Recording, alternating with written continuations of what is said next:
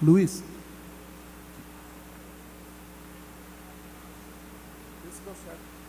Projeção.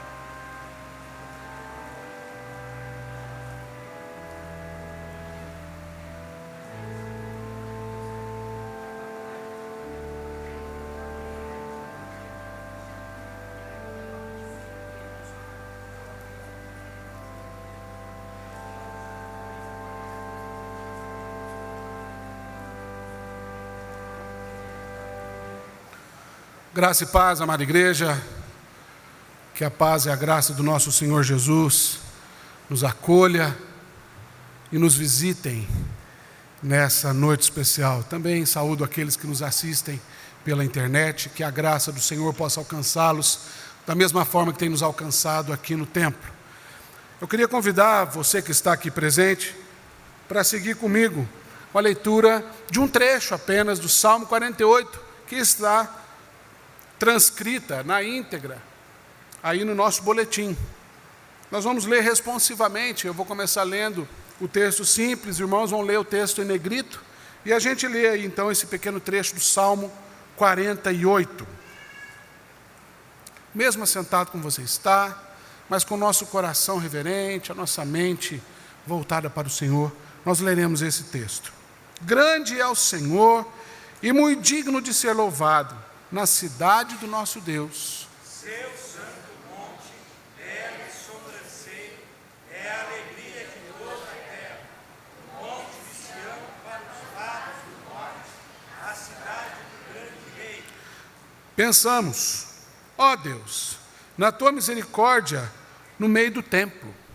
Como o teu nome, ó Deus, assim o teu louvor se estende até os confins da terra.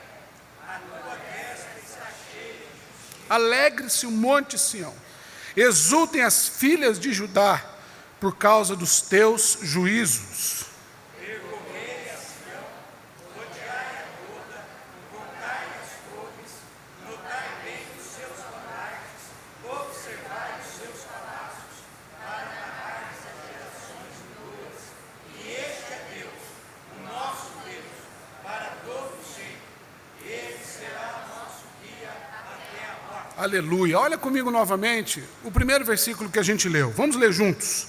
Grande é o Senhor e muito digno de ser louvado na cidade do nosso Deus. Grande é o Senhor e muito digno de ser louvado na cidade do nosso Deus. Evidentemente que quando esse cântico, esse salmo foi composto, ele estava contextualizado na região de Sião. Mas a palavra do Senhor nos diz que onde estão 2, 3 reunidos, o nome do Senhor, Ele está presente. Então, nessa noite, cidade do nosso Deus é esse lugar. Cidade do nosso Deus é essa cidade que nós moramos, Curitiba, região metropolitana, onde a palavra de Deus vem sendo pregada, onde igrejas vêm sendo plantadas, porque Deus é digno de ser exaltado em nós, por nós, através de nós. Com esse alento, com essa palavra maravilhosa no coração, eu quero convidar você a juntos louvarmos, cantarmos ao Senhor, que é digno de todo louvor. Para isso, eu sei que a gente tem pouca gente aqui, eu quero aproveitar a oportunidade, quem sabe quem está próximo aí de você, faça uma breve oração com quem está aí, abençoe a vida de quem está perto de você, diga mesmo palavras de bênção para a pessoa que está do seu lado, aproveite essa oportunidade. Depois a gente vai cantar algumas canções que glorificam o nome do Senhor. Oremos com quem está perto de nós.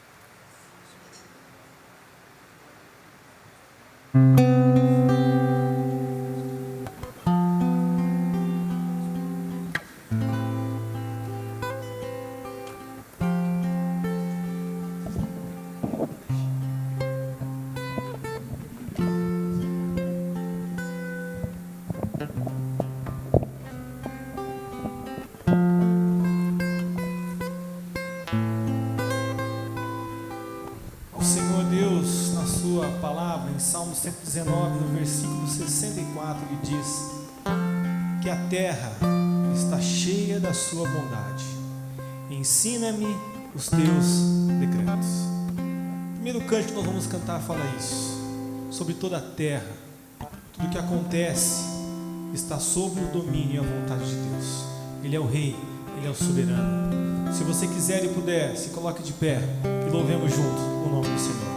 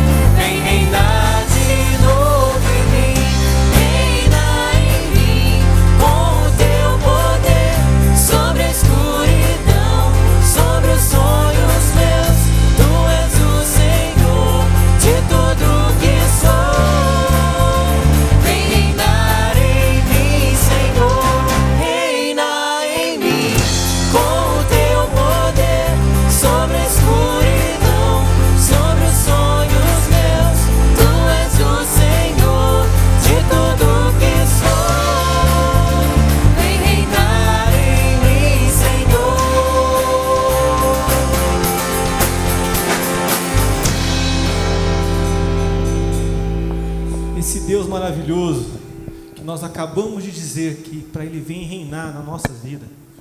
Ele é o Deus Todo-Poderoso, Ele é o Deus soberano, o Deus que está acima de qualquer coisa. Só Ele é soberano sobre todas as coisas, sobre o que acontece hoje, sobre o que aconteceu no passado e o que acontecerá também no porvir. A Ele toda glória, honra e louvor.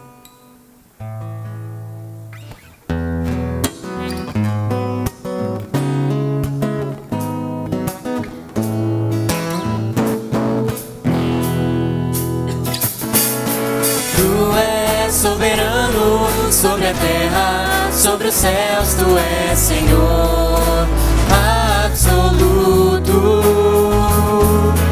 Tudo que existe acontece, Tu sabes muito bem, Tu és tremendo.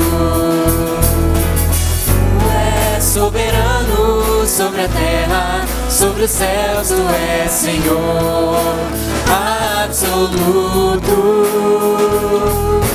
Tudo que existe acontece, Tu sabes muito bem, Tu és tremendo. E apesar dessa glória que tens, Tu te importas comigo também. Este amor tão grande eleva-me, amarra-me a Ti. Tu és tremendo, Tu és soberano sobre a terra, sobre os céus, Tu és Senhor absoluto. Tudo que existe acontece, Tu sabes muito bem, Tu és tremendo. Apesar dessa glória que tens, Tu te importas comigo também.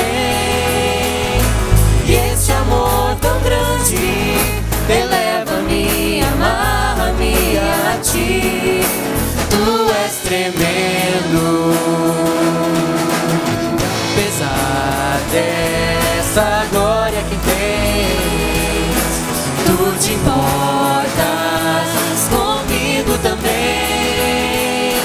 E esse amor tão grande eleva-me, ama-me a ti. Tu és tremendo, tu és tremendo, tu és tremendo. Firmado estarei no Senhor, esse Deus maravilhoso, soberano, a quem a nossa alma deseja. A Ele que nós devemos estar firmados. Hoje de manhã foi pregado sobre isso. Não importa as circunstâncias, importa o que Deus faz por nós. Você está firmado em quem? Na palavra do Senhor, no teu amor, na sua bondade. Se você assim está, o Senhor já tem preparado a sua alegria, porque a nossa alegria vem dele. Louvemos ao Senhor.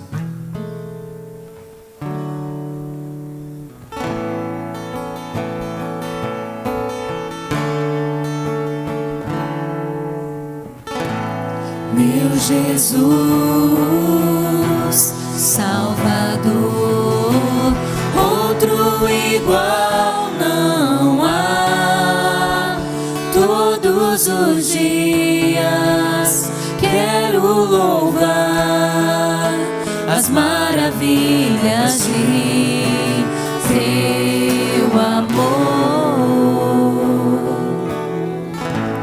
consolo, abrigo, força e refúgio ao Senhor, com todo o meu ser, com tudo que sou, sempre te adorarei.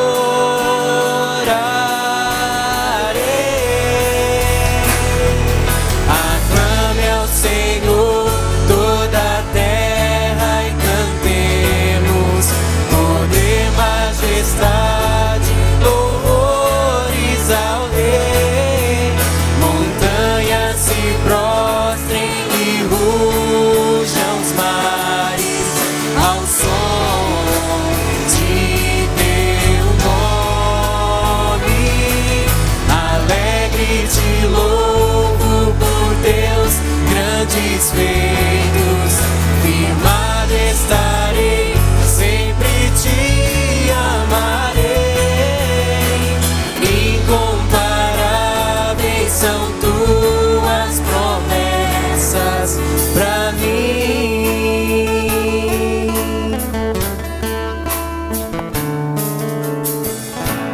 Meu Jesus, Salvador, outro igual não há. Todos os dias quero louvar as maravilhas de teu amor,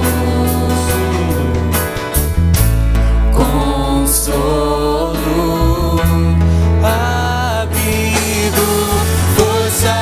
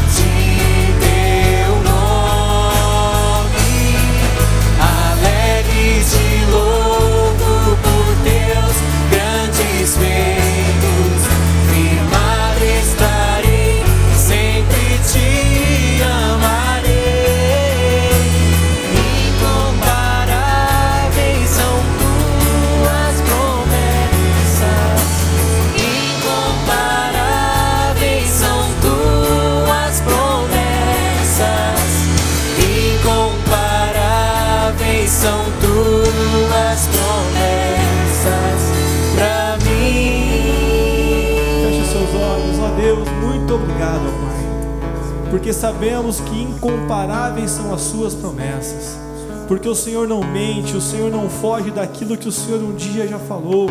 A tua verdade está exposta, Deus, na Bíblia, e é a partir dela que o nosso coração volta ao Senhor, e agradecemos porque o Senhor é o Todo-Poderoso. Nosso coração vem até esta noite te buscar e te adorar de todo o coração, porque só tu é devida adoração, só a ti devemos glorificar o teu nome. Que o nosso coração possa ser limpo, ó Pai, de qualquer outro pensamento, e que nessa noite o Senhor mesmo venha falar ao nosso coração. Use, ó Pai, o seu ministro para trazer a tua palavra ao nosso coração, que saímos modificados pelo seu amor, saímos modificados pelo teu Espírito, e que nós possamos ter uma vida diferente, uma vida inundada pelo teu poder, inundada pela tua graça, ciente de que o Senhor já preparou o futuro para nós, e só a ti devemos louvar e adorá-lo. Em nome de ti, ó Pai, que morreu por nós, o Senhor Jesus que morreu na cruz, nós oramos e agradecemos. Amém.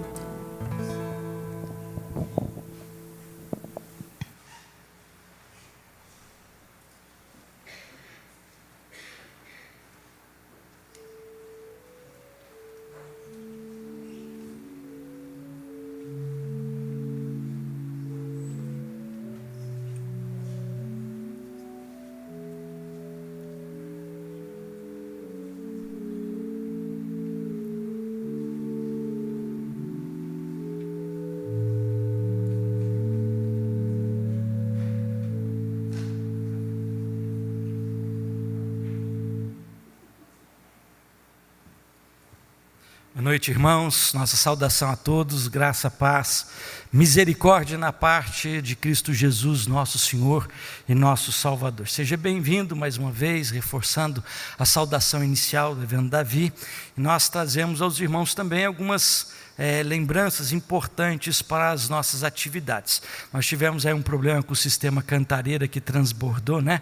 E ali atrás os diáconos e presbíteros estão passando o rodo ali, tirando a água. Eu sei que você é um crente que tem confiança nas promessas de Deus, e uma delas diz: quando passares pelas águas, elas não te submergirão. Mas então não precisa passar por ali, passa pelo outro lado, você pode escorregar e deixa que o pessoal está secando ali. Tem um lado positivo nessa intensidade de chuvas, né? Pelo menos a gente não vai precisar ficar sem tomar banho 4 dias, que nem em São Paulo, né? Louvado seja o Senhor até nessas adversidades. Bom, deixando para lá esses assuntos, reverendo Juarez, nosso pastor efetivo, está agora pregando na Igreja Metodista Central por ocasião dos 75 anos de organização daquela comunidade co-irmã. Ele está aqui em Curitiba, foi convidado pela Diocese de Bispos da Igreja Metodista para ser o preletor dessa data especial no meio da Igreja Metodista aqui em Curitiba. Então, lembre-se de orar pela vida do nosso pastor. Queremos também enfatizar os irmãos que as nossas atividades na próxima semana transcorrerão dentro da sua normalidade. É um período de carnaval, muita gente viaja, outros vão ver os parentes, mas nós teremos as nossas atividades acontecendo normalmente, sábado, domingo na escola dominical, todas as programações funcionarão dentro da sua normalidade. Se você desejar participar conosco, a cidade muito provavelmente estará vazia, você terá até facilidade para deslocamento, será sempre bem-vindo, nós estaremos aqui para aguardá-lo com toda a alegria. Domingo que vem é a última aula da classe da escola dominical em conjunto. Domingo é dia carnaval, domingo de carnaval, é a última aula em conjunto. A partir daquele domingo seguinte, dia 22, as classes de escola dominical funcionarão nas suas diversas salas. No boletim você tem essa informação bastante presente, bastante elucidativa. Seria importante você dar uma olhadinha no boletim, escolher a classe que você vai participar, escolher ali os professores que estarão ministrando ao seu coração, porque culto é bom, mas nada se compara à escola dominical. Porque é na escola dominical que você pergunta, que você para o professor e diz assim: mas eu queria saber isso, no culto não tem como você fazer isso. Quem não vem na escola dominical fica um crente raso. E crente raso é aquele crente que pouco sabe de esclarecer a sua fé. Por isso o desafio para você participar conosco da escola dominical a partir do primeiro domingo depois do carnaval. Também no dia 22 nós teremos o primeiro almoço da ACP, Associação da nossa igreja, que cuida de crianças, que cuida de idosos, que cuida da área social da nossa comunidade. Então, dia 22, nós teremos o primeiro almoço da CP. Então, venha no domingo, dia 22, participe das programações matinais e depois fique para o almoço. Hoje, diáconos da igreja já estão com os convites do almoço desse primeiro encontro da CP, para você adquirir. Se você quiser, é só procurar um dos diáconos na saída e fazer a sua aquisição. Hoje é comemorado em toda a igreja presbiteriana do Brasil o Dia da Mulher Presbiteriana. Para tanto, eu quero passar a palavra ao presbítero Paulo Henrique, que, como superintendente da escola dominical, tem uma palavrinha para todos nós.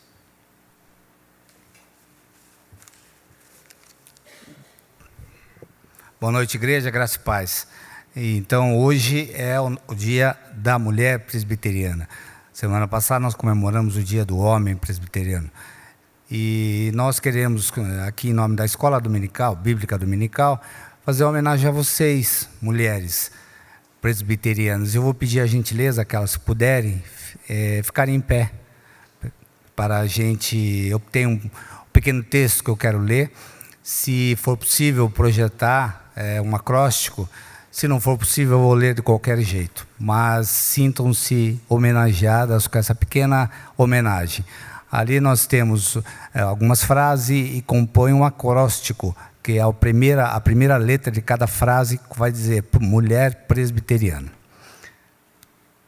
Mulher presbiteriana, um exemplo de mulher, louva, honra, exalta, regozija-se no Senhor, poderosa e afável, reservada e humilde, esforçada, serva do Senhor, bondosa, inteligente, tem de Deus o temor, espera no Senhor, respeita com amor, intercede na dor, ama, não abandona, abraça a obra com fervor.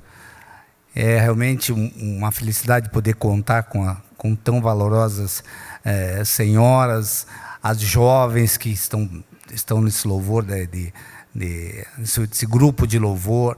Ontem nós estivemos lá no Vivencial, foi maravilhoso visitar nossas queridas senhoras lá, que estão lá, que já alguns dias já trabalharam para a obra do Senhor. Então, sintam-se acariciadas, sintam-se um carinho que a Escola Dominical transmite a vocês, que Deus abençoe todas vocês. Eu vou chamar o pastor Davi para que façamos uma oração em homenagem a vocês, e eu peço que todos os homens levantem-se. Amado Deus, nós te louvamos por essas mulheres tão importantes na nossa vida. Deus, o que seria de nós sem elas? Nós admitimos isso. Na verdade, das dádivas que o Senhor tem nos dado, elas são as melhores, que nos ajudam, que nos sustentam, que nos trazem no ventre a vida. Pai, bendito é o teu nome por esse dia tão festivo na nossa igreja. Nós rogamos a Ti, para que a Tua graça, o Teu amor, ó Deus, a Tua proteção, Deus, o temor do Senhor, a diligência, o coração sempre pronto a servir, um coração, Deus, sempre pronto a amar, que tudo isso faça parte, ó Deus, da vida de cada mulher presente nessa igreja essa noite. E que o Senhor também, ó Deus, visite aquelas que nos assistem pela internet, que o Senhor alcance, ó Deus, o mundo através desse recurso, abençoando as mulheres pelo mundo afora.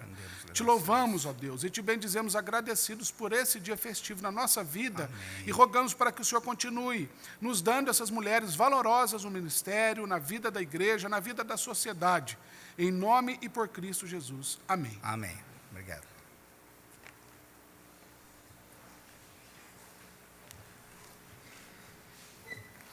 Abra sua Bíblia comigo no texto que se encontra no livro do Gênesis, capítulo 28, versos 16 e 17.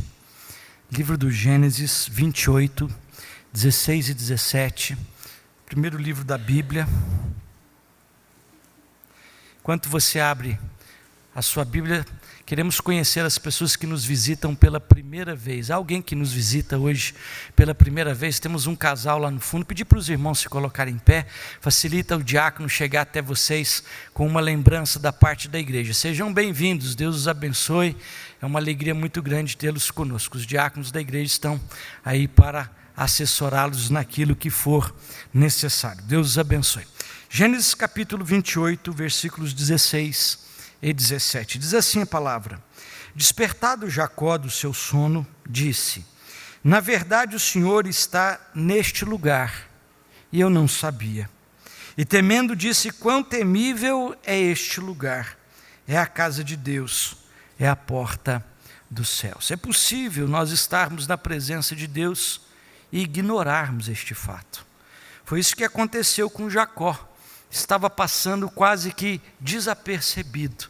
Quando ele dorme, sonha com os céus abertos, uma escada que subia, anjos que desciam, o Senhor presente, ele acorda assustado dizendo: Quão temível este lugar, é a casa de Deus, o Senhor está neste lugar, e eu não sabia. Nosso convite nessa hora, através do hino de número 128, é que nós mantenhamos uma comunhão preciosa com o Senhor, que está neste lugar.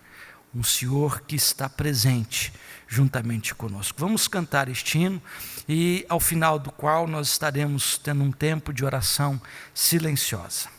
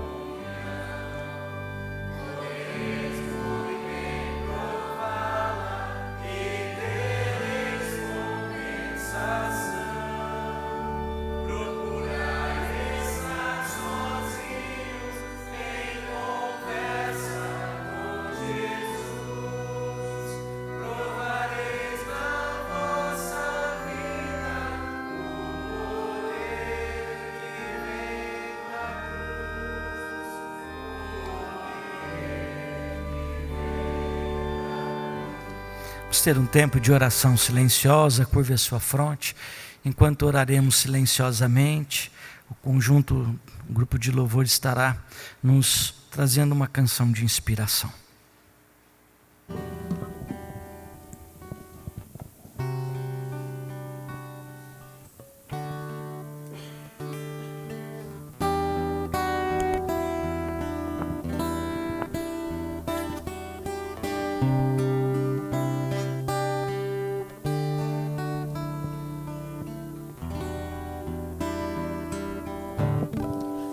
Que dele, por ele, para ele são todas as coisas. Porque dele, por ele, para ele são todas as coisas. A ele a glória,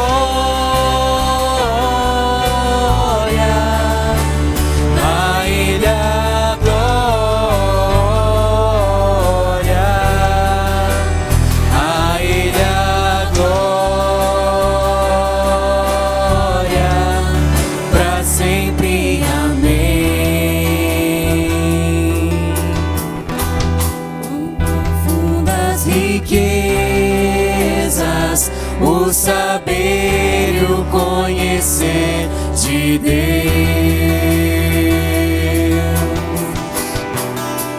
Quão insondáveis seus juízos e seus caminhos. Quão profundas riquezas, o saber e o conhecer de Deus.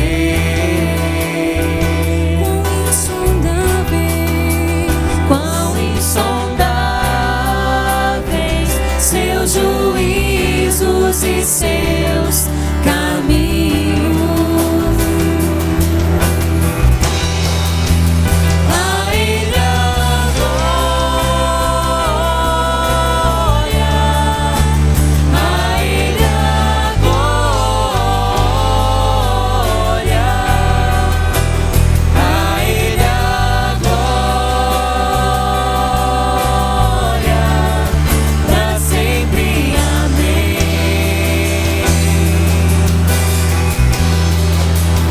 A ele a glória, a ele a glória, a ele a glória, para sempre. Amém.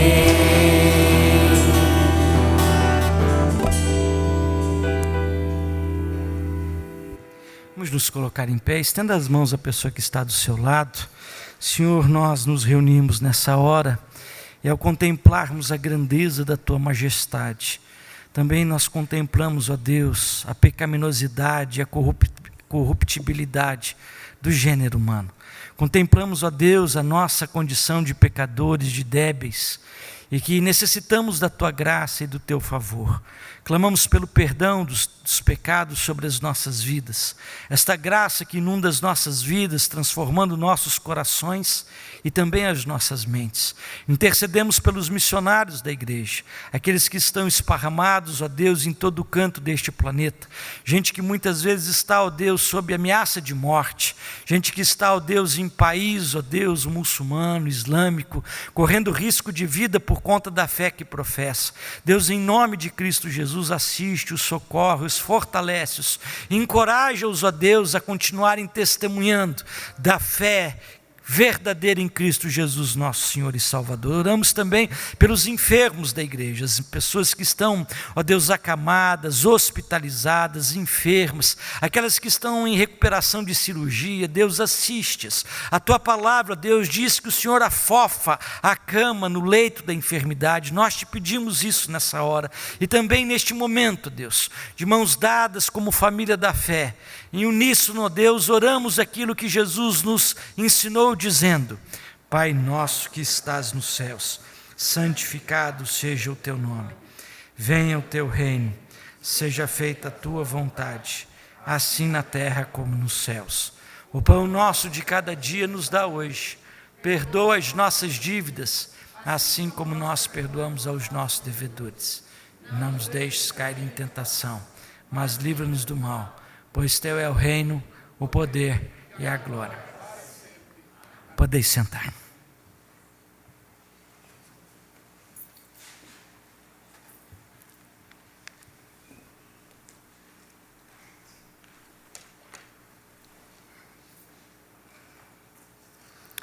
Eu quero que os irmãos, a gente acompanhe a leitura bíblica que está lá em Romanos, capítulo 12, versículos de 3 a 8.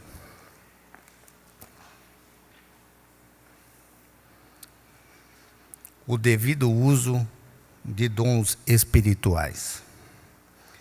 Porque pela graça que me foi dada, digo a cada um dentre vós que não pense de si mesmo além do que convém. Antes, pense com moderação, segundo a medida da fé que Deus repartiu a cada um. Porque assim como num só corpo temos muitos membros, mas nem todos os membros têm a mesma função. Assim também nós, conquanto muitos, somos um só corpo em Cristo, e membros uns dos outros. Tendo, porém, diferentes dons, segundo a graça que nos foi dada, se profecia, seja segundo a proporção da fé. Se ministério, dediquemo-nos ao ministério. Ou o que ensina, esmere-se no fazê-lo. Ou o que exorta, faça-o com dedicação. O que contribui, com liberalidade. O que preside, com diligência. Quem exerce misericórdia, com alegria. O apóstolo Paulo aqui faz uma analogia entre o nosso corpo, nós temos vários membros, e que um depende do outro. Ele faz uma analogia com a nossa igreja, com diversos membros, com a unidade que nós temos na busca da palavra, na busca do firmamento no Evangelho, mas também ressalta as possíveis diferenças que nós temos de uma forma normal, é uma formalidade. Mas ao mesmo tempo ele ressalta que os diferentes membros se atendam o que Deus fala a cada um e que usem esses dons que se fala com a maior responsabilidade, com a melhor qualificação possível. Então nós estamos num momento, que é o momento agora do nosso ofertório, que é um compromisso da nossa igreja, dos membros da nossa igreja. Você que nos visita, ou que nos visita regularmente, que não faz parte dessa igreja, mas que pode se sentir à vontade, sinta-se à vontade, melhor dizendo, para contribuir, dar uma oferta, que Deus vai estar abençoando você com segurança. Eu vou pedir para os nossos irmãos diáconos que nesse momento recolham as nossas ofertas, os nossos dízimos. Enquanto isso, nós vamos cantar, tirar o óculos, o hino 47.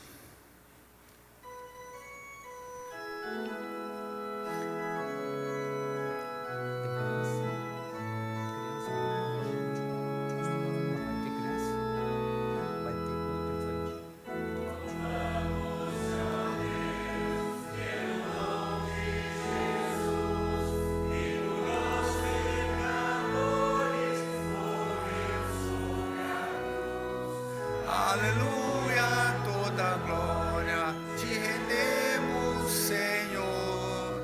Aleluia, tua graça imploramos, amém. Louvamos-te, ó Deus, por a luz que brilhando nas trevas, ó Cristo conduz. Aleluia.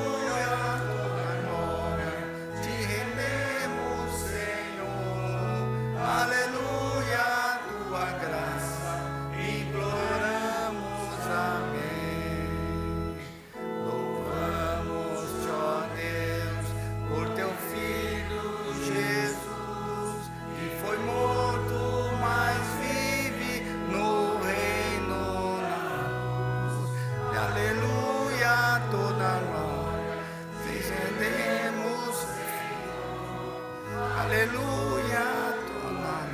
graça.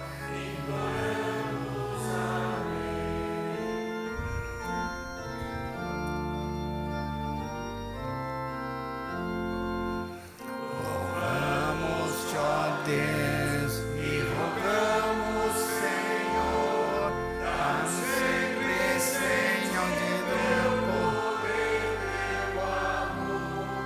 Aleluia, te rendemos, Senhor. Aleluia, tua graça imploramos.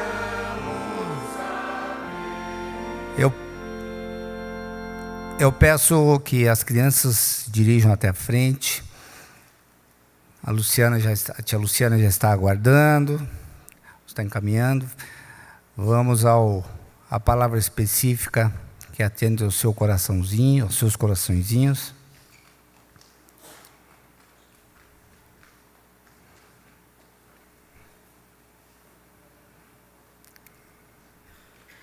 Oremos. Senhor Deus, nós graças te damos pelo dia de hoje. Obrigado pelo que tu reservaste nesse dia, Senhor. Perdoa-nos, Senhor. Tem misericórdia de nós por tudo que nós fizemos, por tudo que nós falamos, que não foi e que não vai ao teu encontro, Senhor. Torna-nos melhores, Senhor, cada vez que nós estamos aqui ouvindo a tua palavra. Abençoa, Senhor, todas essas pessoas que entregaram parte dos seus dividendos, Senhor, as suas ofertas, os seus dízimos, Senhor, para ainda mais fortalecer a tua obra. Abençoa essas crianças, Senhor, que são o presente dessa igreja, que poderão ser e que serão certamente o futuro dela também. Abençoa a pessoa, a Lu, que vai dirigir a palavra a elas. Prepara os seus coraçõezinhos e as suas mentes para que elas assimilem o que tu tens reservado para ela. E assim também, Senhor, abençoa o nosso querido pastor. Sabemos que tu já preparou, Senhor, o que tem para nos comunicar, para nos falar. Nos prepara para receber. Abençoa a todos nós, que nós tenhamos um final de culto abençoado por ti. Eu te louvo e te agradeço em nome santo de Jesus. Amém.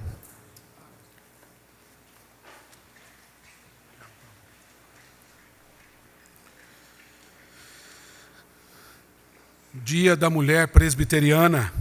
Eu tenho 2 em casa. Então pensei comigo, tenho que ficar bem atento a essa data, porque se eu passar reto, eu vou correr um risco muito grande de chegar em casa e encontrar 2 meninas olhando para mim com cara braba. Quero reforçar aqui, lógico, estou brincando, elas não são tão bravas assim.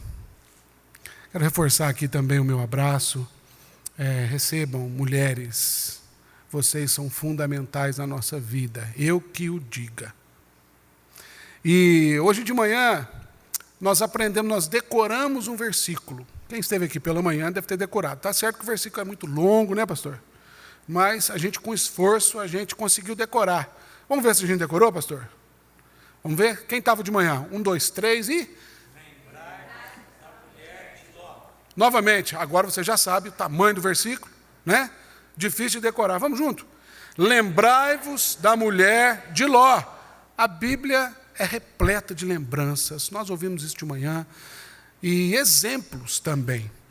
E nessa noite eu também quero trazer, pegando o finzinho do sermão da manhã, onde o reverendo Carlos fez menção a uma outra mulher, para a gente também se lembrar muito bem, a mulher Ciro-Fenícia, a mulher cananeia, que também nos traz nessa noite um exemplo maravilhoso. Se você pode, abre comigo a sua Bíblia, no Evangelho de Marcos, capítulo 7, de 24 a 30. Esse texto também está no Evangelho de Mateus, capítulo 15, mas eu optei por esse texto de Marcos, por um pouquinho mais de detalhes que ele traz. E o título da nossa reflexão é Quebrando Barreiras com Migalhas. Quebrando barreiras com apenas migalhas. Eu gostaria que você acompanhasse a leitura do texto de Marcos 7, 24 a 30. Lembrando-se, partiu dali para as terras de Tiro e Sidom.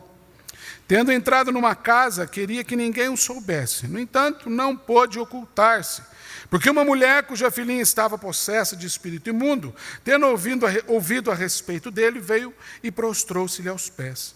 Então essa mulher era grega, de origem cirofenícia, e rogava que expelisse de sua filha o demônio. Mas Jesus lhe disse: deixa primeiro que se fartem os filhos, porque não é bom tomar o pão dos filhos e lançá-lo aos cachorrinhos. Ela, porém, lhe respondeu: sim, Senhor. Mas os cachorrinhos, debaixo da mesa, comem das migalhas das crianças. Então lhe disse: por causa desta palavra, podes ir, o demônio já saiu da tua filha. Voltando ela para casa, achou a menina sobre a cama, pois o demônio a deixara. Feche os seus olhos mais uma vez. Busque o Senhor nesse momento. Peça para que o Santo Espírito que está ministrando o nosso coração fale com você. Pai, a tua palavra lida nessa noite, ela é sempre oportuna. E ela nos coloca diante de uma situação um pouco delicada. Porque ela vem de encontro não com o que a gente espera, mas com aquilo que o Senhor quer falar para nós. E às vezes o Senhor diz coisas que confrontam o nosso coração. E eu creio, Deus, que o Senhor sempre fala aquilo que a gente precisa ouvir, porque a gente sempre também tem a oportunidade de tomar decisões. Então eu te peço que a luz da tua palavra e pela ação do teu Santo Espírito, essa noite seja uma noite de decisões na nossa vida. Seja uma noite onde realmente o Senhor venha quebrar barreiras na nossa vida, ainda que com migalhas. Em nome por Cristo Jesus. Amém. Graças a Deus. Quebrando barreiras com migalhas. Eu queria começar logo de cara lendo três frases. É difícil falar três frases. Três frases com você. E eu quero que você me acompanhe, por gentileza, será projetada. A primeira frase é do Dr. John Mackay. John Mackay era um dos diretores do seminário de Princeton, nos Estados Unidos, e ele diz assim: a entrega sem reflexão é fanatismo e ação. Mas a reflexão sem entrega é a paralisia de toda a ação. Eu vou ler novamente. A entrega sem reflexão é fanatismo em ação, mas a reflexão sem entrega é a paralisia de toda a ação. A segunda frase é do conhecido, renomado pastor John Stott. E John Stott diz o seguinte, no seu livro Crer é Também Pensar, um clássico. Ele diz assim: todo culto cristão, seja ele público ou pessoal, deve ser uma resposta inteligente à autorrevelação de Deus por suas palavras e suas obras registradas nas Escrituras. E ainda uma terceira frase do Dr. J.C. Ryle, primeiro bispo da igreja da Inglaterra, em Liverpool. Ele diz o seguinte: grande parte de nossas dúvidas e temores provém de sombrias percepções do que seja a real necessidade do Evangelho de Cristo. Por isso, a raiz da fé cristã está no claro, preciso e bem definido conhecimento de Jesus Cristo. Em comum, essas três frases estão dizendo o seguinte: crer é também pensar. Crer é refletir. Crer não é um conjunto de ações que nos levam a acreditar em algo absurdo, sem sentido, sem nexo. Crer é pensar, crer é refletir, crer é olhar para dentro. É isso que esses autores estão tentando dizer para nós. Esse texto que a gente leu é uma passagem que aconteceu historicamente, falando na Galileia. E a Galileia é um local muito bacana, muito especial. Por exemplo, naquela região da Galileia, foram onde viveram dois grandes profetas de Israel, Elias e Eliseu. E a passagem desses profetas pela Galileia marcou aquela terra. Por exemplo, na cidade de Serepta, que fica entre Tiro e Sidom, no litoral oeste, ali no litoral do Mar Mediterrâneo, Foi exatamente onde o profeta Elias ressuscitou o filho de uma viúva e iniciou a sua grande fama a partir disso, e grandes coisas aconteceram. Foi naquela região também, em Cesaré de Filipe, onde Pedro, o apóstolo Pedro, proferiu a grande confissão: tu és o Cristo, o Filho do Deus vivo. Jesus andava e rodeava aquela região da Galileia, como parece que algo até preferido, porque ele cresceu, viveu um tempo ali nos arredores de Cafarnaum. Então, o norte da Palestina, de modo especial, é um local marcante na história de Jesus e na história bíblica como um todo. Mas nos dias de Jesus, especificamente falando nesses dias em que essa passagem é contada, a fama daquela região não era lá muito boa, não. Mas mesmo assim, Jesus sempre passava por lá, e aquele povo, bem como aquela mulher cananeia, por assim dizer, Sirofenícia, cananeia, elas não representavam culturalmente, etnicamente falando, pelo menos ao olhar dos judeus, o povo através do qual o Messias, o escolhido de Deus, viria ao mundo. Eles estavam excluídos dessa concepção. Então, na verdade, o que a gente pode concluir é que esse texto que a gente leu, ele é, na verdade, um relato de um confronto étnico, cultural, sociopolítico, religioso, ou qualquer coisa do gênero, menos um conflito de fé. Tem tudo que é tipo de conflito que, se você quiser analisar esse texto, você vai encontrar, mas não é um conflito de fé. Ou seja, por maiores que fossem as diferenças, havia vestígios da fé judaica entre aqueles gentios. E, portanto, de certa forma, o Messias prometido a Israel é também, na verdade, o esperado por todo o povo sírio-fenício. A gente nota isso nesse texto. Mas, nesse encontro de Jesus com essa mulher, em primeira instância, eu gostaria que você observasse atentamente o tempo todo com a sua Bíblia aberta, para você conferir o que eu estou falando aqui. Mas, em primeiro momento, Jesus se comporta como um verdadeiro e bom judeu, com J bem grande. A resposta dele, aliás, a primeira atitude de se reservar. Judeu é um povo reservado, na dele, mantém a pose, fica lá na dele, né? Essa postura não fugia nada do que era comum na época. Nada. Às vezes a gente lê e fala: nossa, que resposta grossa que Jesus deu, né? A uma mulher, sem jeito de se falar com a mulher, onde você vê uma coisa dessa? Que barbaridade. Mas, na verdade, era comum. Por quê? Porque, culturalmente falando, as mulheres não tinham muito espaço na sociedade naquele tempo. Então, Jesus esclarece que ele veio prioritariamente para cuidar e para alimentar e para viver entre as ovelhas perdidas da casa de Israel. Mas, antes de responder dessa forma, entre aspas, rude para aquela mulher, Jesus tem uma atitude que o Mateus, no relato, lá em capítulo 15, ele detalha um pouco mais, mas eu quero fazer menção aqui: Jesus fica calado. O Mateus conta que essa mulher, ela vinha atormentando, falando. Sabe quando você está dirigindo, sua esposa fica assim: olha o farol, sabe? Olha a bicicleta, olha a moto. A minha esposa fica assim comigo o tempo todo. Copiloto, uma maravilha. GPS, então nem se fala. Uma bênção de Deus, a gente precisa disso, porque a gente é meio apavorado e tal, né? Mas essa mulher que extrapolou. Aí os discípulos chegaram e falaram assim: mestre, essa moça aí está demais. Dá uma despedida nela aí, afinal de contas o senhor precisa estar descansada. E Jesus, silêncio. Ele fica quietinho. Até que chega uma hora que ele rompe o silêncio.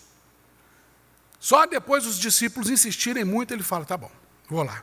E ele chega para a moça, cordialmente, fala: minha senhora, com todo respeito, senhora, mas não é justo, né? Porque eu não posso dar muita atenção para a senhora. Eu tenho que dar mais atenção para o meu povo aqui.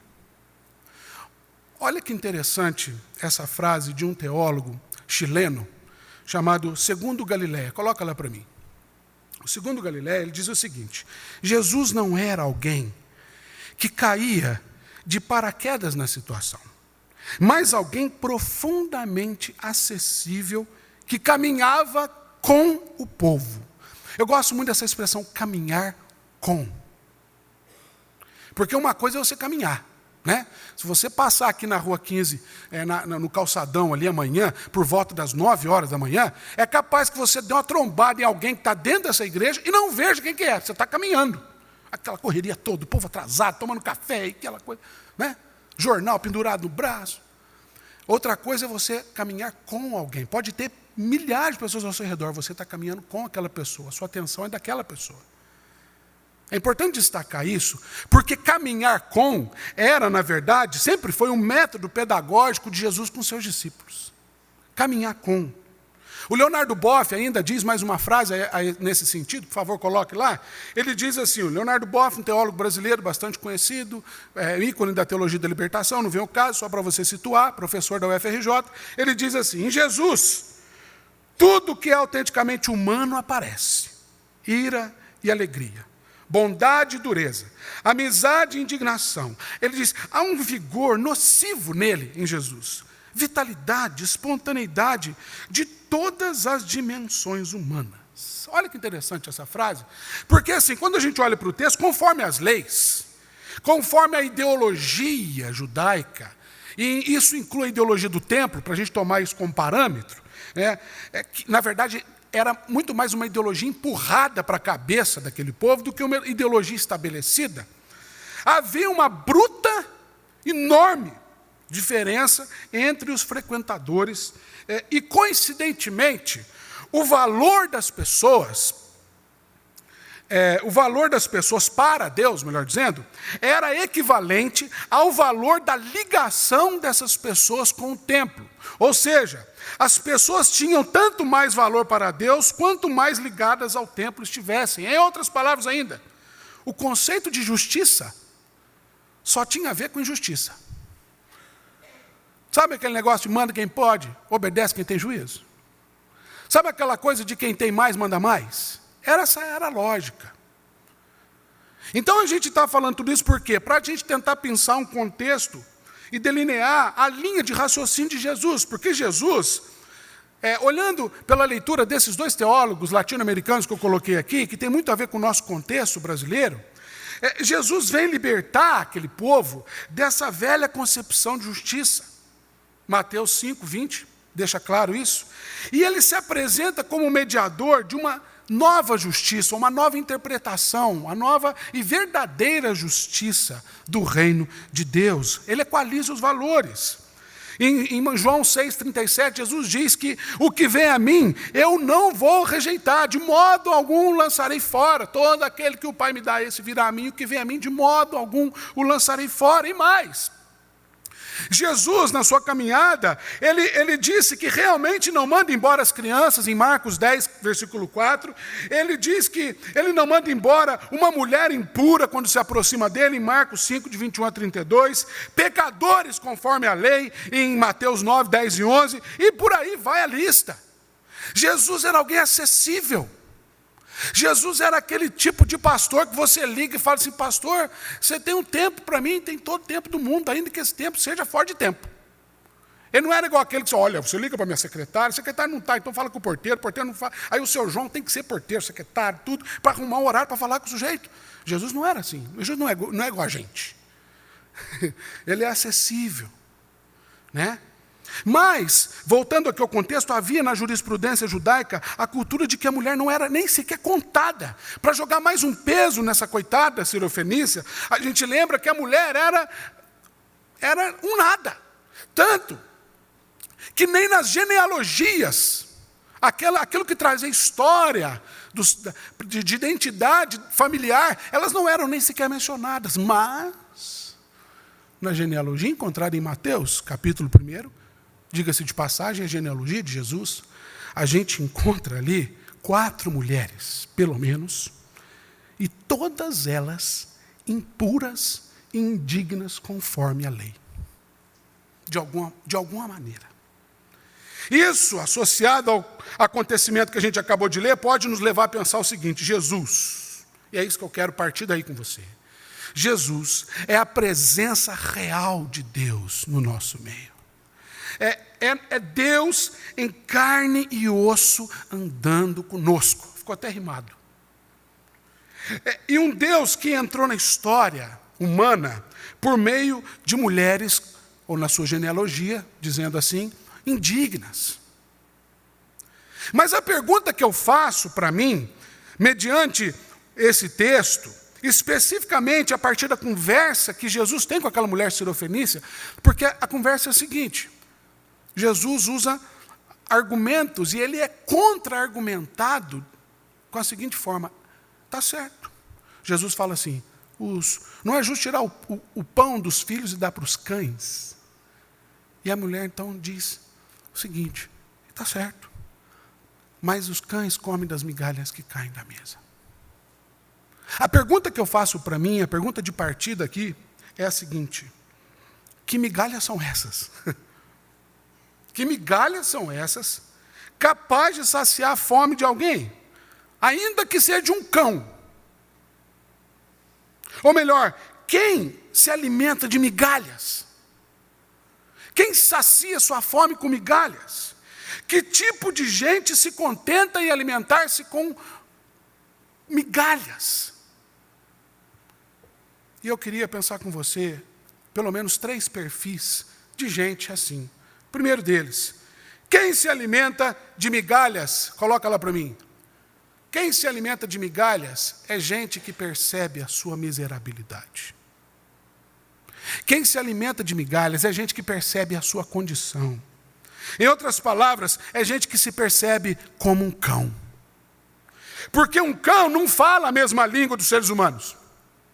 Do mesmo jeito que seres humanos não falam a mesma língua de Deus. Ou seja, perceber a miserabilidade, antes de qualquer outra coisa, é aprender a conviver com o silêncio. É aprender a conviver com o silêncio. Perceba que Jesus não responde ao primeiro clamor daquela mãe. E a resposta de Jesus não vem como uma ajuda instantânea, como aquela que a gente normalmente espera. Eu confesso que quando eu dobro os meus joelhos, a minha expectativa é sempre a mesma, que quando eu levanto, quando eu me pôr de pé novamente, o meu telefone toque para me trazer a resposta àquilo que eu acabei de pedir. É sempre assim. Sabe, Jesus não dá uma resposta pronta, encontrada naqueles livros de autoajuda que a gente compra por aí, ou então nessa teologia moderna da retribuição, essa teologia chamada teologia de prosperidade. Jesus não é assim, modelo pronto. A resposta de Jesus é o silêncio. A primeira resposta de Jesus é o silêncio. Ela vinha insistindo, ela vinha falando, ela vinha a ponto de incomodar as pessoas, mas note que Jesus não se incomodou. Pode parecer, no primeiro momento, que o silêncio seja um sinal, de ausência de resposta, ou de uma resposta negativa. Mas no diálogo de Jesus, no diálogo com Jesus, o silêncio pode dizer muita coisa.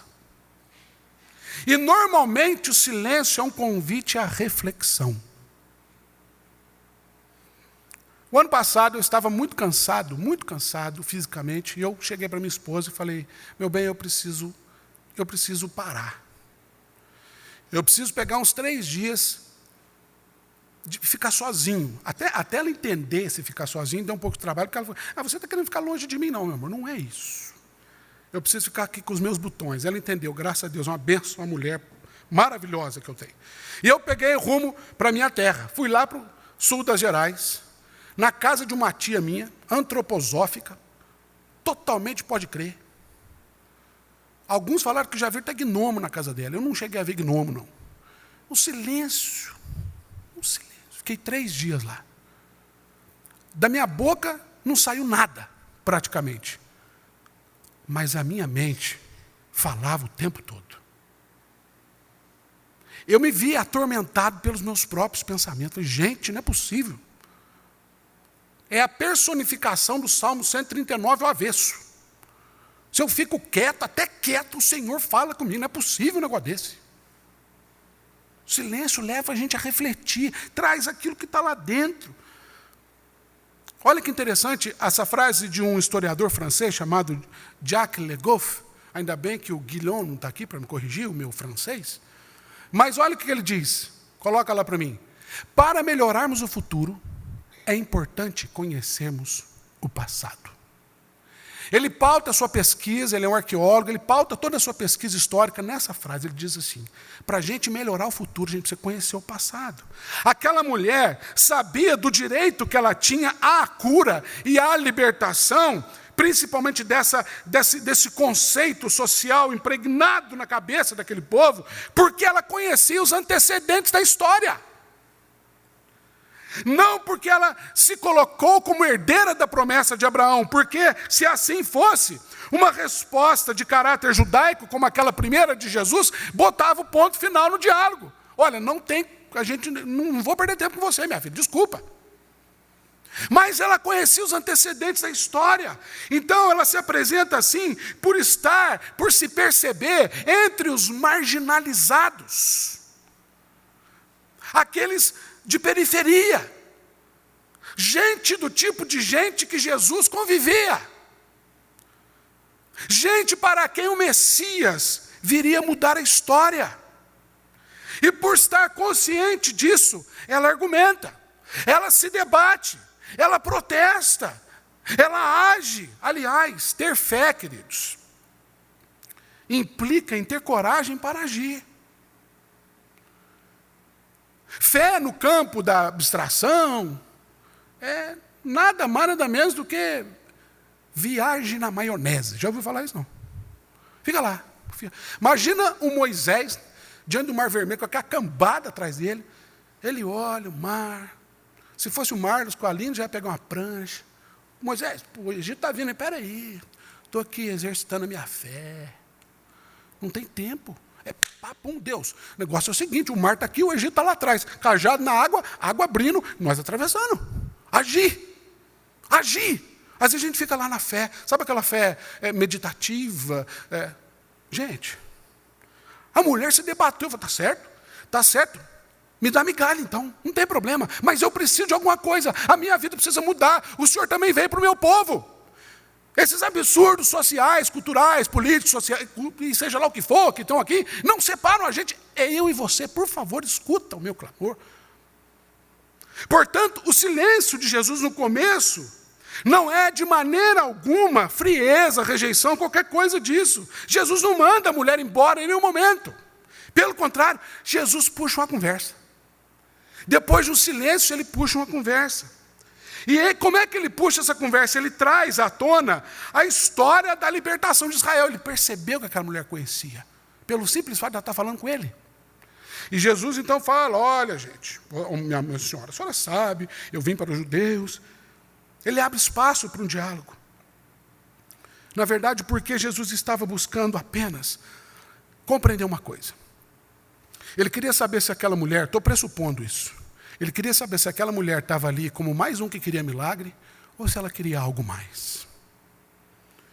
E essa questão é tão latente no texto, que Jesus começa a usar palavras tiradas das situações do dia a dia. Ele começa a provar, começa a brincar, entre aspas, com ela, no bom sentido. Por favor, não compreenda brincar pejorativamente, Deus não brinca. Mas ele começa a instigar. Ele fala de ovelha, ele fala de mesa, ele fala de filhos, ele fala de cachorrinho, e os elementos assim simples. Simples. Praticamente toda casa tem isso aqui.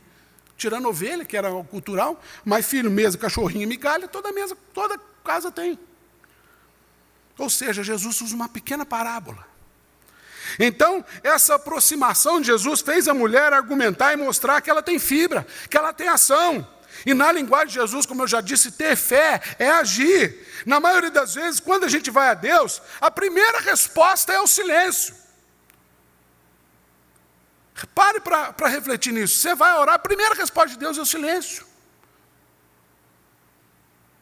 E como o silêncio é doloroso. Como o silêncio é doloroso para nós. Ao contrário da nossa natureza e comportamento, inquieto, ansioso o tempo todo, Deus não é uma pessoa ansiosa. Deus não tem um relógio no pulso cheio de alarme, tocando o tempo todo, um celular, um iPad, que fica com aquela agenda, sabe? Deus não é igual a gente. É claro, a gente tem as nossas urgências, a gente tem as nossas necessidades diárias, e por isso a gente quer respostas, soluções imediatas, a gente luta o tempo todo, a gente é altamente pragmatista, ou pragmático, mas nem sempre as coisas acontecem do nosso jeito, nem na nossa hora. Por isso, a gente precisa aprender a conviver com o silêncio de Jesus e entender que Deus sempre trabalha de modo perfeito e claro através do silêncio. Ou seja, Deus fala conosco e trabalha em nós, mesmo quando fica em silêncio, ou ainda, Deus trabalha em nós por meio do silêncio. Então, quando Jesus se cala, era na verdade para o próprio bem da moça. Assim como é com a gente, é para o nosso próprio bem.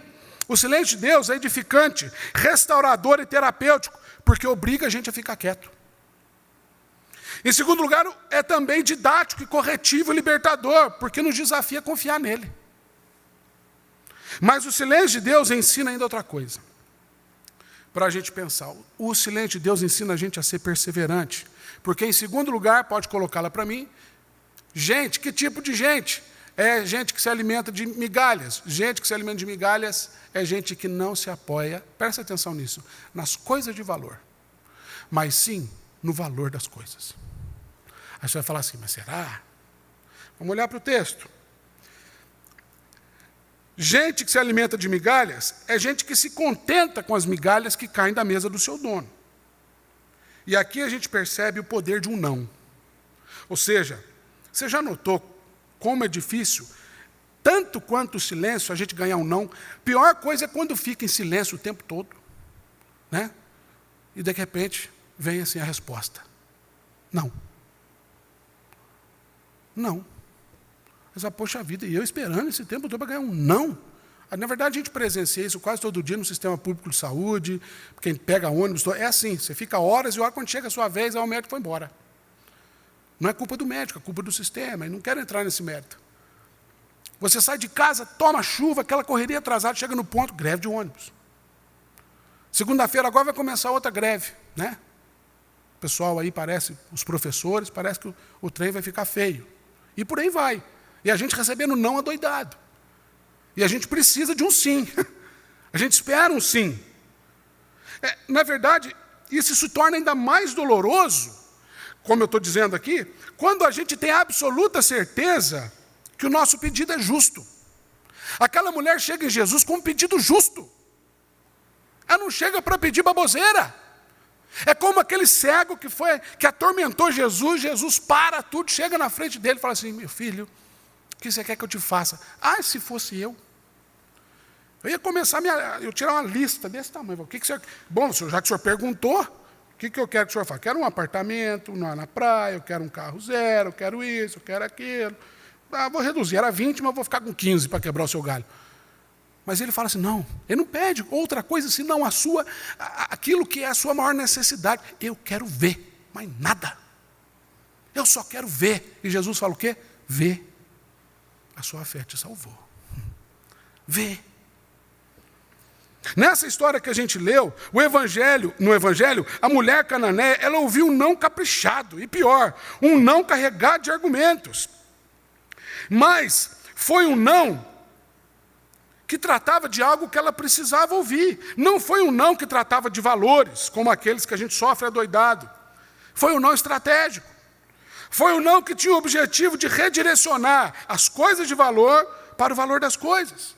Aquela situação levou Jesus, em definitivo, a estender as fronteiras do seu ministério e transbordar sua graça para além dos limites religiosos. E no Antigo Testamento, o povo era repreendido por buscar deuses. O povo, Deus estava sempre falando o seguinte, olha, vocês não vão atrás desses deuses, vocês não vão lá, mas agora a gente vê Deus indo atrás do povo. Deus vivo indo atrás daqueles que estão à margem. Deus buscando estrangeiros. Você nota isso no texto. E você já parou para pensar que nós, eu acredito que todos, se tiver algum judeu aqui, de sangue puro, que me perdoe, mas a maioria de nós aqui, todos nós somos estrangeiros aos olhos dessa cultura. Todos nós. E Deus nos buscou. Deus nos alcançou. Mas tal como aquela mulher, Deus, por meio da nossa perseverança, quer nos desafiar a ir além das fronteiras religiosas. Isso é um ajuste de valores. A gente vive uma realidade brasileira de fé, onde os valores estão acima da fé. Você é medido na igreja pelo que você veste, pelo quanto você coloca no envelope do dízimo da oferta, pelo quanto seu ministério é poderoso. Você vai hoje visitar uma igreja, a primeira pergunta que te faz é: quantos membros tem na sua igreja? Quanto é o seu salário?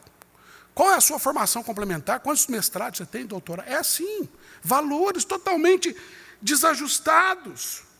O que a gente vê aqui é Jesus extrapolando os seus limites e nos desafiando a extrapolar os nossos. Ou seja, uma atitude perseverante, porque para quem está sendo perseverante, as migalhas podem ser suficientes para matar a fome de fé. É isso que aquela mulher disse. Eu só preciso de uma migalhinha. Eu não preciso de um pão, uma baguete daquela francesa maravilhosa. Uma migalha. Eu quero somente uma açãozinha do Senhor. Gente que não se importa, que se importa mais com o valor das coisas do que com as coisas de valor, ela passa a não ser uma pessoa materialista, uma pessoa crítica. E tudo aqui, as pequenas coisas que acontecem na sua vida, passam a ter um valor inestimável. É isso que a menina está dizendo, é isso que aquela mulher está dizendo. Terceiro lugar, gente que se alimenta com migalhas, é gente que reafirma em cada adversidade a sua dependência de Deus. E esse princípio está diretamente ligado com o outro. É gente que tem, de fato, uma fé salvadora e não uma fé étnico-religiosa. Eu venho de uma cidadezinha pequena, onde as pessoas não conhecem você, elas conhecem o seu avô e a sua avó. Quem é você? Ainda mais agora, que eu estou um tempo fora, às vezes eu vou de férias. Rapaz, eu te conheço de algum lugar, quem é você? Eu falo, me apresento, eu sou Davi. Davi, aí eu tenho que falar, neto do Geraldo Nogueira. Ah, claro, como não? Neto do Bila Calilia. Ah, claro, conheci muito. Rapaz, você... Aí a pessoa te passa a te conhecer maravilhosamente. Sabe? A mesma coisa acontece às vezes dentro da igreja. Você já parou para se perguntar, principalmente os mais novos, o que você está fazendo aqui? Você já parou para pensar como você veio até aqui? A resposta pode ser muito simples. Você pode falar assim, bom, meu bisavô foi fundador da igreja. Ou meu avô. Meu avô foi diácono. Meu tio pastor. Minha mãe presidente da SAF. Meu irmão da mocidade. Então, quando eu vi, estava todo mundo indo para a igreja, eu fui junto. Já viu? Que às vezes é assim que a gente vai? Lógico, estou usando aqui o exemplo, né? Mas às vezes a gente vê no embalo. É igual marchinha de carnaval. Você atravessa a rua no meio de um bloco de carnaval. Quando você pega, você quer entrar naquela rua, você só vai 3 quadras adiante, porque a marchinha vai levando você. Não é assim? A igreja às vezes é uma marchinha de carnaval na nossa vida. Vai levando, vai que vai, que vai, que vai, que vai. A gente não sabe por que está fazendo ali, a gente não se identifica com ninguém. Então, gente que entende isso aqui, que depende de Deus, é gente que entende que a linguagem de Deus, preste atenção nisso, não é uma linguagem quantitativa, é uma linguagem qualitativa. Jesus não estava olhando para quanto ou como aquela mulher estava pedindo. Jesus estava olhando sempre, e ele sempre trabalha assim, para quem e quando. Eu vou explicar melhor. É como se aquela mulher chegasse e falasse assim, quanto você precisa de mim? Eu preciso de um milagre. Então a resposta do como seria, é impossível. É impossível. Você, na metáfora, é um cachorrinho, nós somos as crianças, vocês não são ovelhas, não são ovelhas perdidas da casa de Israel, tem um abismo entre nós. A resposta de Jesus não é quanto e como, quantitativamente falando, mas a resposta de Jesus é quem e quando. Porque Jesus fala assim, quem é você? Eu sou uma pecadora perdida. Eu faço parte de um povo marginalizado. Ah, eu vim buscar e salvar o perdido. Então você já se encaixa nesse primeiro. Segundo, quando você precisa do seu pedido? Eu preciso agora.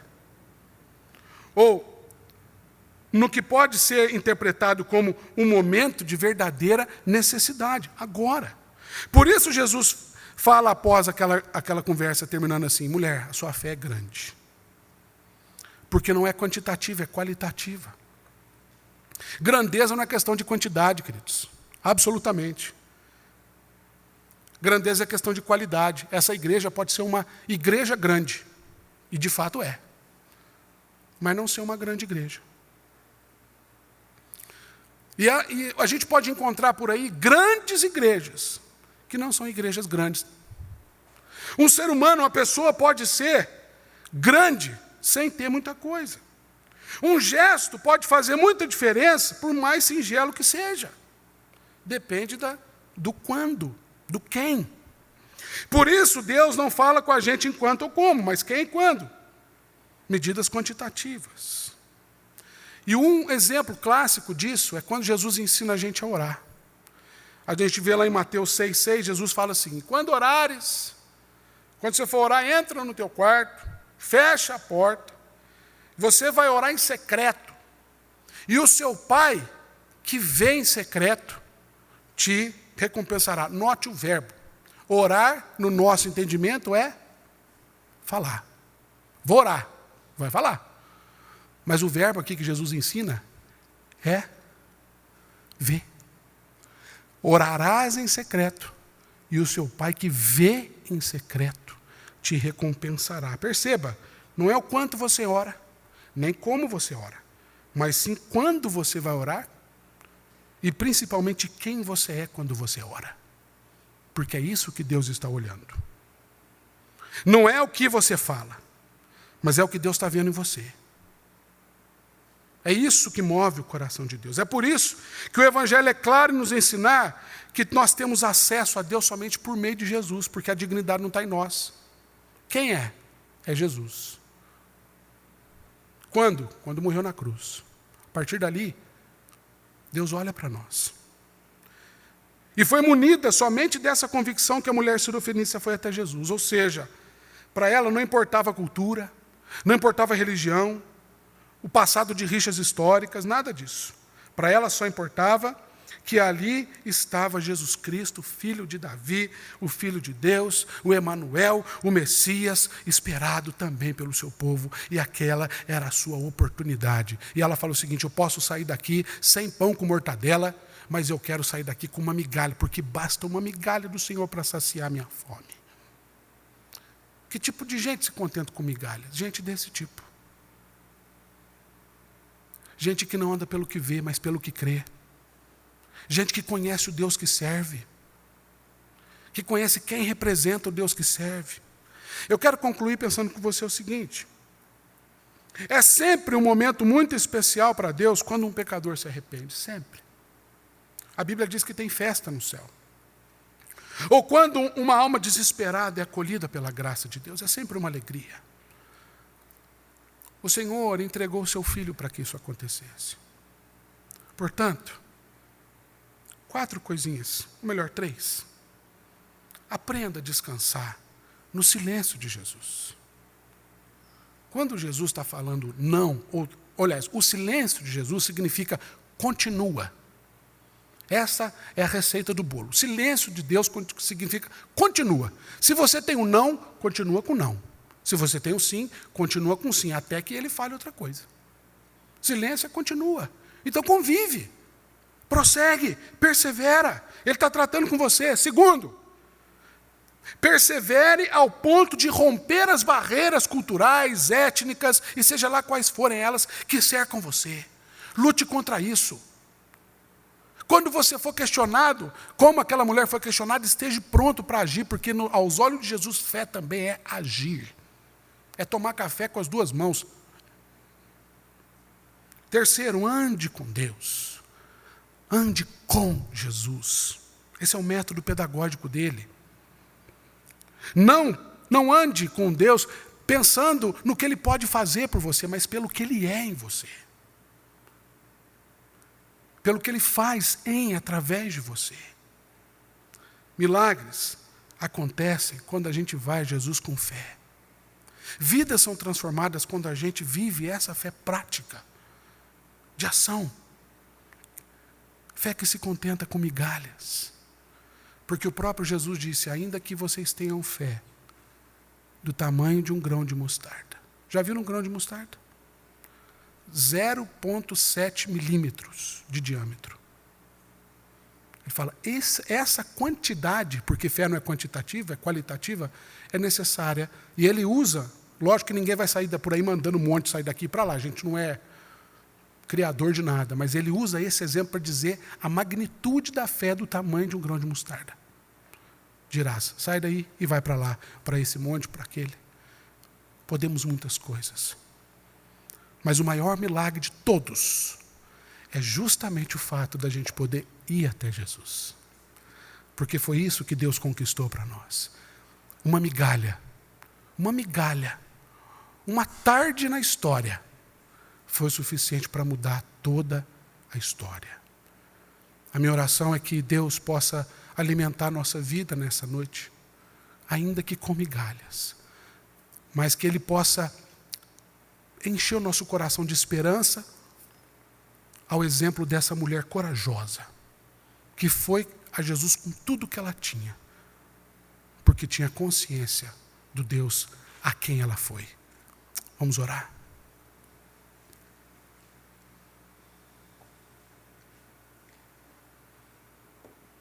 Pai, em nome de Jesus, nós queremos te agradecer pelas migalhas que recebemos essa noite.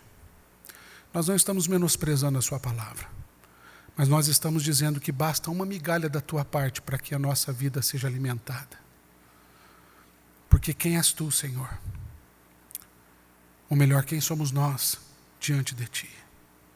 Somos estranhos, estrangeiros, mas tu vieste nos buscar. Tu mandaste o teu único filho para que a nossa fé fosse recuperada, restaurada, e não mais uma fé cultural, religiosa, étnica, uma fé viva. Fé, ó Deus, que nos leva a agir por meio da fé. Fé que nos leva não somente a viver, colher os frutos dessa fé na nossa vida, mas na vida da igreja, na vida do próximo, no reino de Deus. Obrigado, Senhor. Que o Senhor conserve em nosso coração a ousadia daquela mulher, a coragem daquela mulher. E que nós, ó Deus, munidos dessa palavra, possamos ser encontrados pelo Senhor, não pelo que a gente fala, mas pelo que o Senhor vê em nós. Muda o nosso coração. Ajusta aquilo que precisa ser ajustado nessa noite. E nos encoraja para a caminhada. Para mais uma semana de lutas e vitórias. Porque em Ti e contigo, Senhor, somos mais que vencedores. Em nome e para a glória de Jesus que oramos. Amém.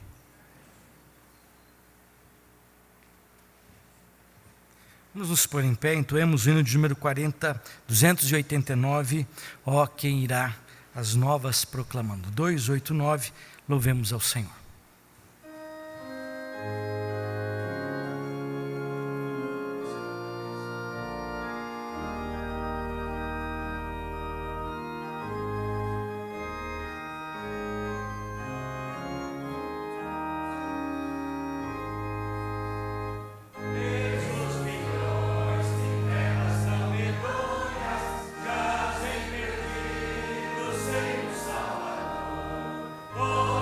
Irá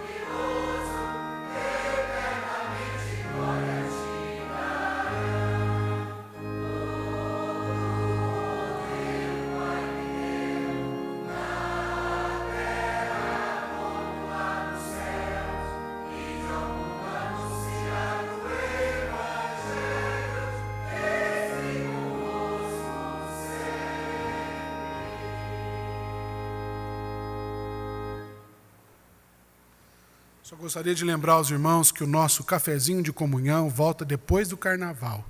Então hoje você vai tomar o cafezinho de mãos assim, abraçando, cumprimentando quem está perto de você ao término do nosso culto. Recebamos a bênção. Deus querido, eis aqui o teu povo que se chama pelo teu nome, povo que tem se alimentado por migalhas ainda que seja, mas povo, ó Deus, que tem vivido os melhores dias da sua vida, porque vivem ao teu lado, porque o Senhor caminha conosco, porque o Senhor coordena, direciona, conduz, governa a nossa vida, Pai. Bendito seja o teu excelso e soberano nome por isso.